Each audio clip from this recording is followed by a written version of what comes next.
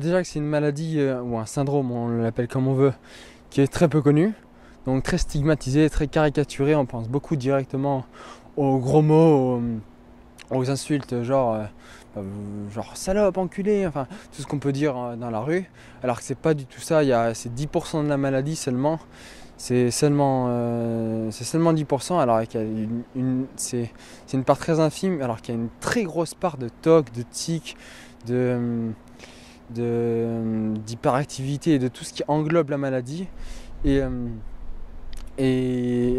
c'est toute je dirais la face cachée de l'iceberg. Et c'est la face cachée qui est la plus importante parce que c'est celle qui fait le plus souffrir les patients atteints du syndrome de la Tourette. Comme je le dis souvent, c'est dès le plus jeune âge qu'on sensibilise et qu'on fait prendre conscience aux jeunes enfants, et quand on est adulte un peu plus, mais on est plus sur ses acquis, on reste plus sur ses acquis quand on est adulte.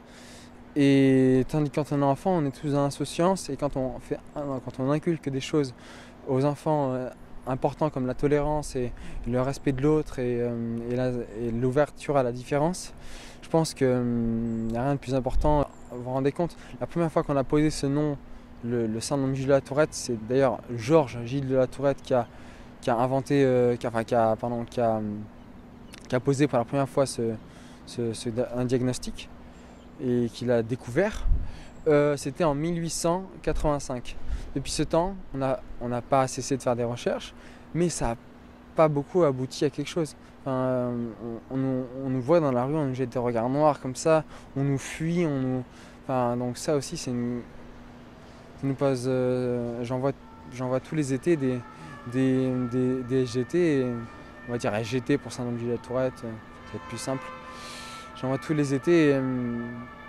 Et je sais qu'ils subissent le regard des gens sur les moqueries à l'école. Moi-même, quand j'étais petit, enfin, c'était très dur. Et je suis confiant pour l'avenir, mais je reste sceptique. Voilà.